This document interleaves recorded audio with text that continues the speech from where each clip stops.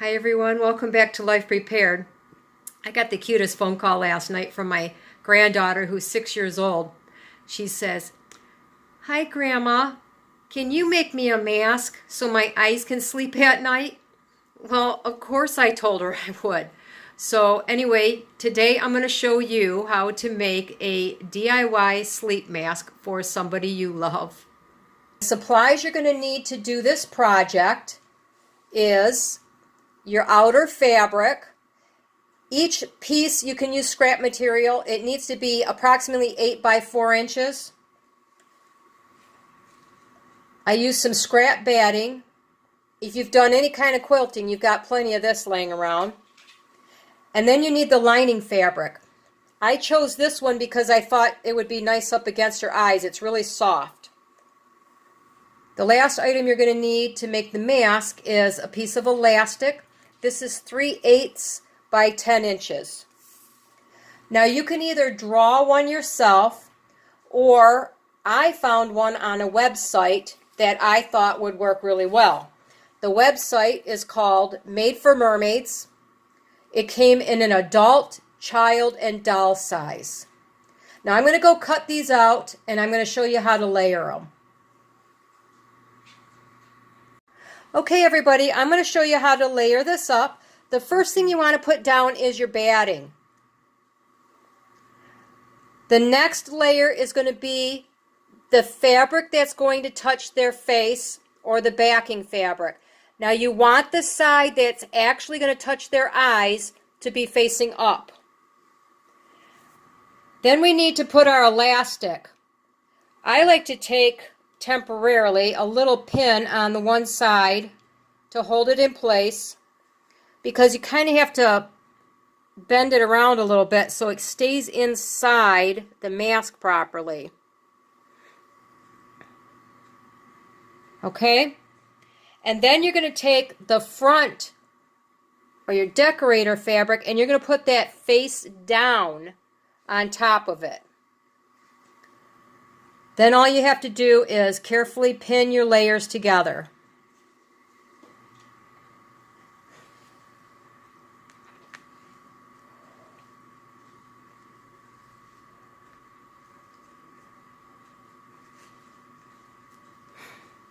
Okay, the next step is to take this to the sewing machine, and you're going to do a back stitch here. You're going to stitch 1/4 inch all the way around, making sure when you get to the elastic that you're going to take a couple extra stitches over them, and then you're going to end here so you have an opening in the middle. I'm going to go do that step and I will be right back. Alright, I'm back. Now I went and I sewed approximately 1/4 inch all the way around, making sure where the elastic was I went over it 3 or 4 times. And I also took a little back stitch here at the beginning. Next thing I'm going to do is I'm going to trim out the excess batting here and a little bit on the backing. I'm going to trim this up here as close as I can to the stitching without cutting it, and I'm going to slightly trim this background. Okay, we're going to trim it away like this. Thought I'd show you just a little bit. Yeah.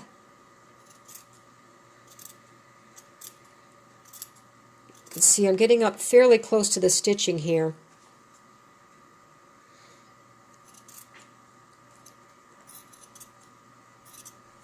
And then where it's in the opening, I want to trim that off really well. Just makes it a lot easier to turn it later. Now when it comes to the blue, making sure I don't catch the background, it's going to take a little bit off the edge of the blue, so it just helps cut down a little bit on the bulk. You may find it helpful, like I do, going from the back. Okay, as soon as I get done with that, I'll be right back. There you go, it's all trimmed. Now one last step before you turn it right side out, you want to make sure that you clip the edges of the fabric. You don't want to go through the stitching, obviously. You just want to go up to the edge of it. You want to make some relief cuts all the way around. Okay, now that it's all trimmed, I like to take my iron and turn back this edge a little bit here. Just makes it easier when you try to sew it later.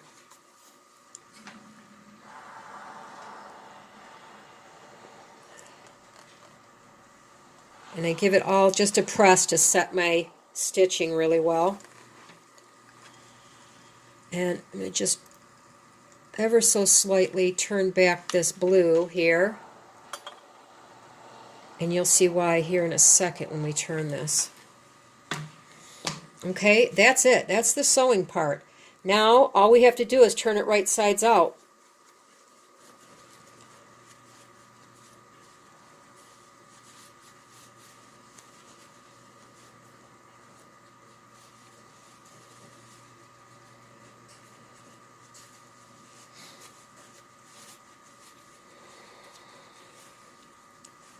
I get my thumb in there and I smooth out the edge best I can. Work those seams out as flat as I can.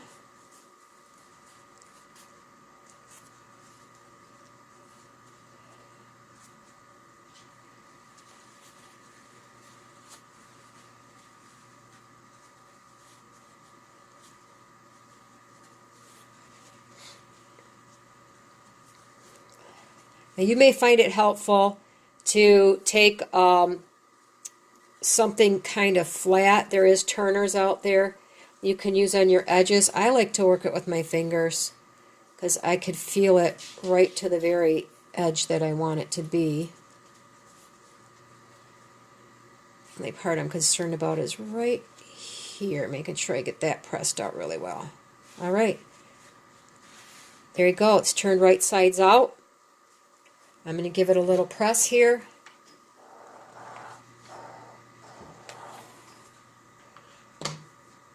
Our elastic's in place. Now the last step is, you see why I turn that right away? Just going to tuck this inside and you're going to whip stitch this opening closed. Alright, I'm back and here's our finished project. Do you think she's going to like it? And do you really think this grandma can get away with making just one? Not when she has an older brother. I did on his the optional step of top stitching all the way around it, but the choice is yours, how you like to finish them. What do you think? Did this grandma do good?